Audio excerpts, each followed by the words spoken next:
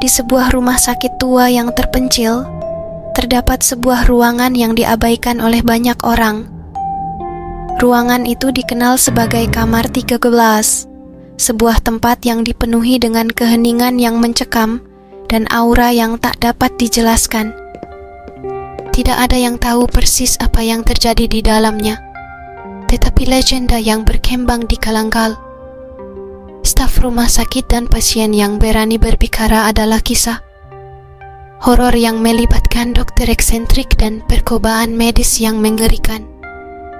Cerita ini dimulai pada malam gelap ketika Suster Sarah yang bekerja di lantai bawah mendengar suara langkah-langkah ringan yang datang dari koridor di depan kamar 13. Meskipun tugasnya adalah menjaga kebersihan dan kesejahteraan pasien, ketakutan membeku di tulangnya saat ia mendekati pintu ruangan tersebut.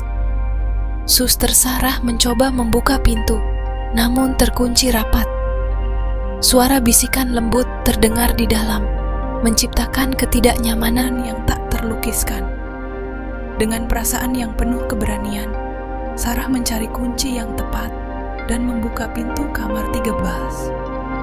Cahaya pucat menyinari ruangan itu, mengungkapkan pemandangan yang membuat jantungnya berdegup kencang. Di tengah ruangan, sebuah meja operasi tua terletak dengan instrumen medis yang berserakan di sekitarnya.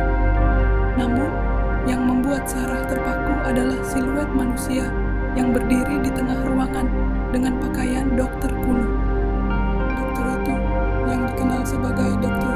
Hargrave, diyakini telah meninggal bertahun-tahun yang lalu. Namun, matanya yang gelap dan senyumnya yang mengerikan menunjukkan keberadaan yang tidak bisa dijelaskan.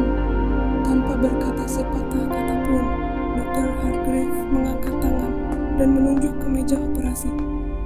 Di atasnya terbaring sosok bayi yang tampak tidak bernyawa. Suster Sarah tak bisa bergerak, terpaku oleh ketakutan dan ketidakpercayaan. Dr. Hargrave mulai berbicara dengan suara yang merdu, menceritakan kisah eksperimennya yang mengerikan dalam upaya untuk menghidupkan kembali orang-orang yang telah meninggal.